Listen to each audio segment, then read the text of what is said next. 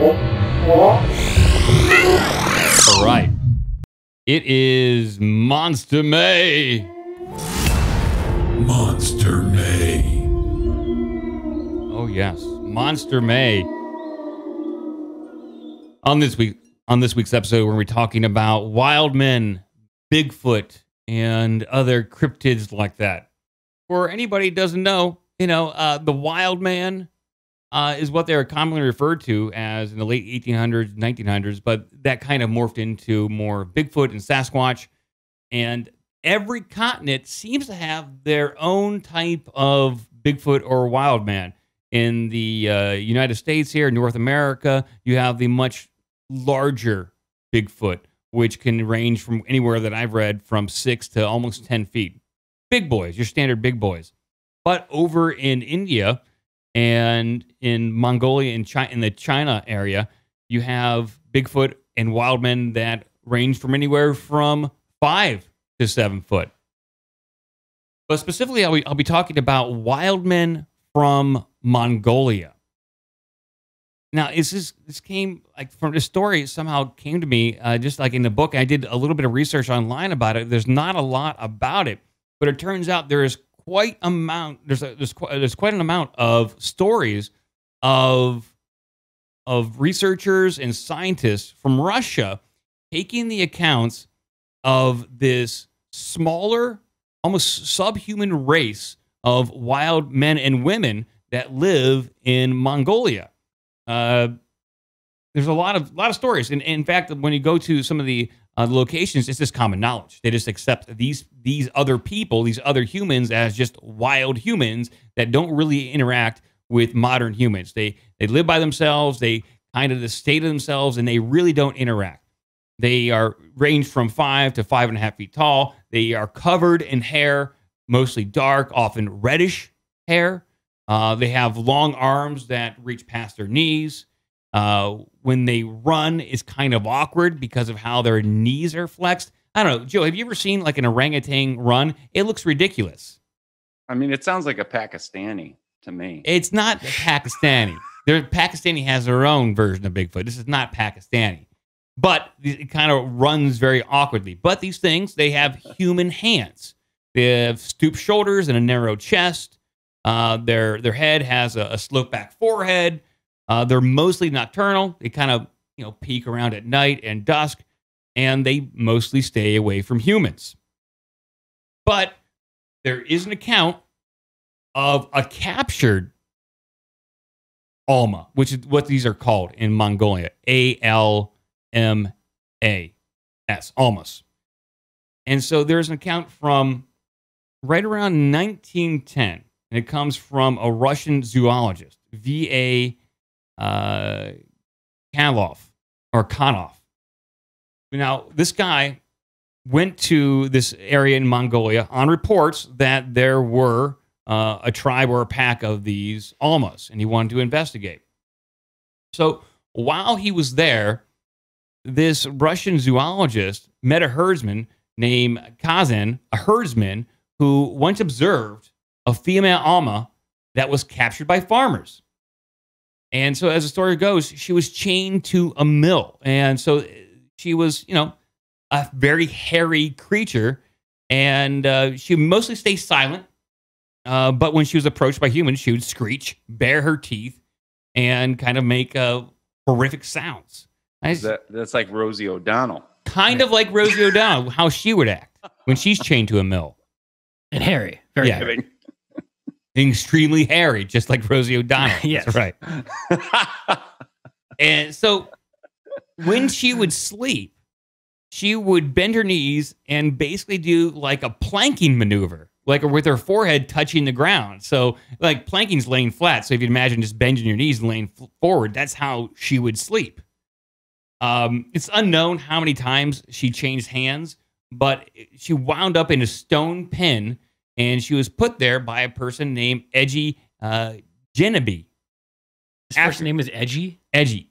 E-D-G-I. Okay. Edgy. Okay. After about Could be Iggy. Could be Iggy. Something. Yeah. Kind of like Edgy. That's a pretty cool name. Like he's a goth I like kid. Edgy as a name. Yeah. I'm going to name my kid Edgy. Yeah. You'll be a goth kid with that name. But loves Marilyn Manson. For sure. After about 3 years in the stone pen that Edgy built for her, she became docile enough to be just chained up to kind of roam around the farmlands for a bit. Now, what she looked like, reddish black hair, powerful jaw, and a terrifying face with reddish eyes, just like Rosie O'Donnell. So but even after all the years of being around humans, she never learned to talk, but she did learn to carry sacks of flour, and she could carry like 10 kilos in each hand without much effort at all. She was also trained to grind flour, carry firewood, and pull off her master's boots. So I guess the guy would come home at the end of a long day and say, hey, pull off my boots. Maybe she changed the channel on the TV. You know, they didn't have remote controls back then in 1910. You had to do everything by hand. I don't think they had TV. Very well could be. She was 8. She ate whatever was given to her, and she loved wine. And I mean, who doesn't? So fish heads it is. Yeah. So, but in her downtime, when she wasn't busy pulling off boots or changing the TV station, she just loved to sit around and grind stones. Gretchen. A picture of Rosie O'Donnell's on the screen. Yeah, and it does kind of look. But it's the guy who did like 9/11 or whatever.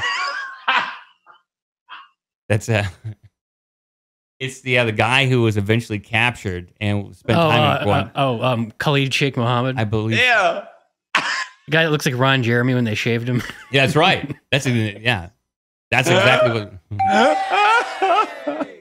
Holy shit! What a find. So she'd grind some stones just to pass the time. So it turns out in 1964, a Russian historian decided to kind of do a follow-up to find out if he could get any more stories about what happened to this Alma named Zana. Well, when he got there, he discovered that Zana had offspring, that the farmer who imprisoned her possibly impregnated her many times.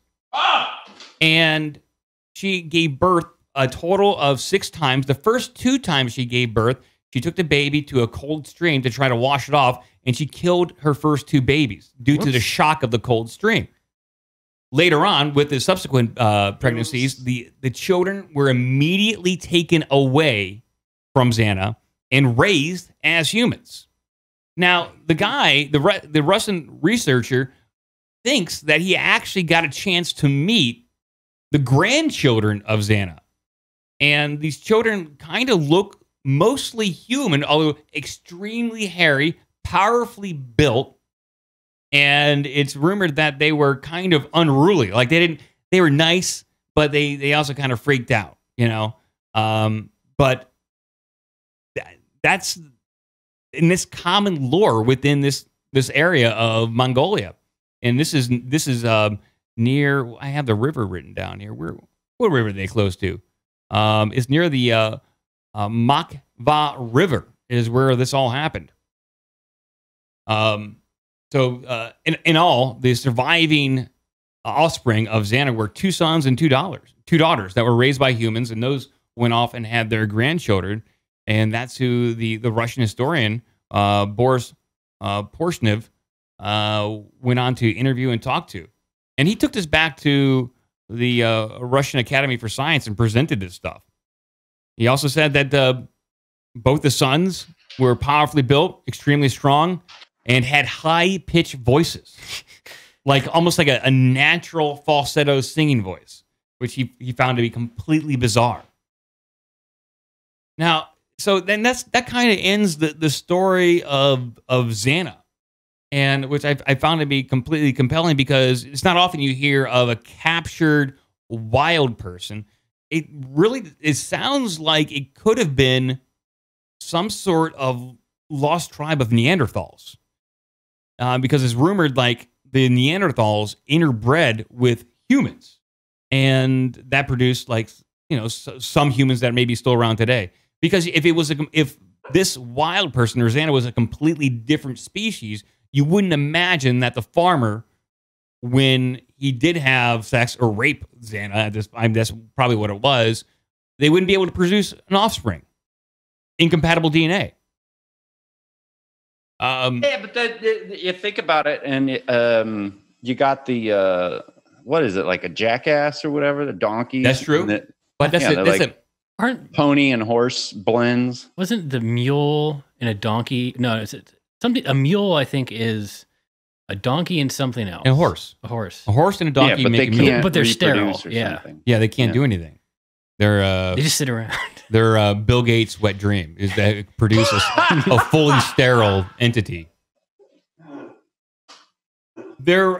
So in the book I was reading, Mysterious Creatures, there was another account in a similar region in China. This is like in the 1950s. Of this Chinese scientist that was sent out to do some follow-up on what a road crew discovered. Because, during the 50s and 60s, China was trying to expand through the forest. They're making roads, doing everything they could after the revolution, I believe. And the road workers came upon this giant 7-foot Sasquatch. They reported it. And so they sent somebody out to kind of investigate. And this Chinese scientist wound up encountering the Sasquatch, being chased through the woods, and to a point where he could no longer run, and his back was up against the wall of this cliff. And he stood there, face to face, with this Sasquatch for 1 hour, absolutely terrified, couldn't move, was just sitting there or standing there, waiting for the other person to make the move. Eventually, after an hour, the Chinese guys picked up a rock and chucked it at the Bigfoot, at which point it hit him in the chest and he's kind of scurried off. But that's just one of many different stories of encounters in China of these wild men encountering humans. And that was a bigger one. That was like a 7-foot Sasquatch. But this over and over again, these stories come up from fairly credible sources that there is this lost tribe of humans or hairy humans. I'm not going to even call it animals at this point, especially after the Zana story, that they appear to be fully able to breed with humans. I'm not sure. All right. You're pretty obsessed with these Bigfoot Yeah, I love them. creatures. You like the stories. You like the lore. Mm-hmm. Big-titted Bigfoot. All right. Fit, trim, comes up and starts twerking on you in the middle of a hike while you're by yourself. Do you have sex with a lady Bigfoot? No, Joe. I'm not going to have sex with a lady Bigfoot. At least I don't think so. You pussy. What do you? You know how much pressure that would be? I doubt you. I doubt you could even dare to get a human erection in that circumstance. And first, it's just not it's not a practical scenario. That's a porn scenario. Well, they could be like 7 to 8 feet tall. Clown. They could be like 7 to 8 feet tall. You might not actually have a choice in the matter. That is true. You could be raped. Sure. She force twerks you. Forcing a forced twerk Bigfoot action. Well, first of all, I hear these Bigfoot, they stink all to high hell. Like they just smell like crap and poop. That's not a big turn. We know they don't have any toilet paper. Definitely not now. No, they didn't prepare for COVID. No, I'm a married man too, Joe. I wouldn't. Okay, so say you weren't married. I mean, You're you could be the guy who says, I had sex with a Bigfoot. Remember, we talked about one of these stories maybe a year or two a couple of years ago. There's a story of a woman that had sex with a Bigfoot in a marijuana field. Yes. Yeah. I remember that. So you're saying I'm not married. Oh, that's right. Yeah. And a female Bigfoot comes up to me in the woods and starts twerking on me. Does she have a job? Does she have a good family? Or does she come from a troubled past? Yeah. Did she grow marijuana? Does she have a history of mental problems? I need to know this. I don't need some psycho. I'm not asking you to marry her. I'm saying you could just go, I fucked a Bigfoot. What are you going to do? Well, I don't want some obsessed Bigfoot. You make out with them, then next thing you know, you think you're going out, But you could put it on OnlyFans. Put it on OnlyFans. Oh, if I can put it on OnlyFans, then sure, I'll do it. You were going to go out with a female Yes. Bigfoot until you found out she had an OnlyFans account. Yeah. I'm going to go out with her, and I realized she didn't have a car, and I'd be doing all the driving. which is weird because there's a point in time where I didn't have a car. It's a bit hypocritical of me, but that's rules are rules. No, Joe, I don't think there's in any way in hell that I could muster up the attraction and find that alluring in any way to have sex with a Bigfoot or any cryptid for that matter. There's not one cryptid I'd have sex with, Joe. Okay. I'm serious. We got a thumbs down already. Me Can the YouTube people please give us thumbs up? Why are we getting thumbs down when I feel like nothing we've done this whole show has been offensive or controversial? I think there's someone who, as soon as it goes live, it's like within like 5 minutes, there's always one thumbs down. Yeah. But then there's never like Me Mary one Jean says, check the Bigfoot's credit report. Yeah, I got to do that. Yeah, she had terrible credit. She does give out good knobbers, though. Giving me a knobber. Turns out her job was just selling popsicle stick crafts on Etsy. Yeah.